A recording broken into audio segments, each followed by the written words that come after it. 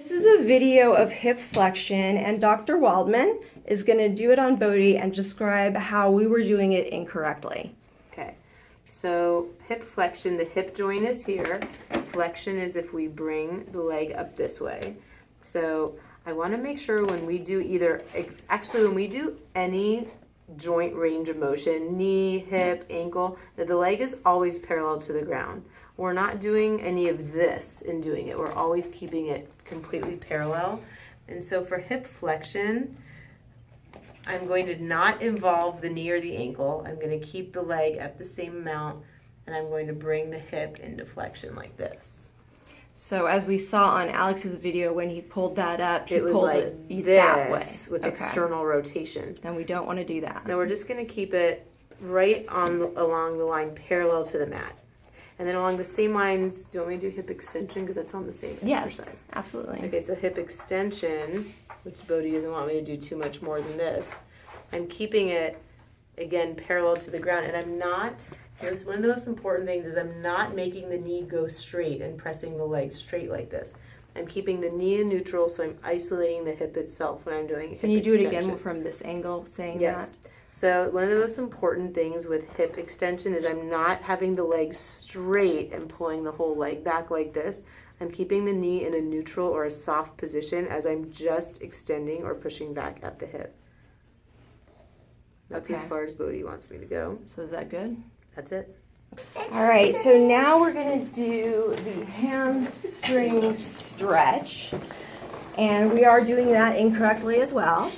So let's talk about how we want it done. And if someone could actually take Fred maybe and put him somewhere else, that would be helpful. Thank you. Now you gotta take that. Now you gotta take the Fred lookalike Thanks. too. Okay, because we don't have a ton of time. Okay. So basically, for the hamstring stretch, because a lot of these pups have problems with end knee extension, meaning it's not comfortable to bring it super straight. So I would like for you guys to keep the knee a little bit neutral. So here's a totally straight knee, and here's a little bit neutral. So I want you to keep the knee a little bit neutral, and then you keep this exact same bend in the leg as you progress forward at the hip. And that's as far as Bodhi wants me to go. So again, I'm starting here.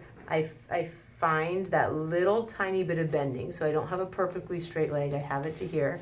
And then same thing as hip flexion and extension.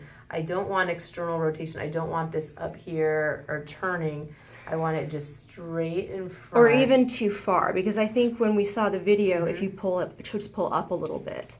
Just pull up a little bit. Yeah, that was more of what we were seeing. So we don't want that. We want it down further. So we want the bend, and this is how the bend is accomplished, even with her hands where they are.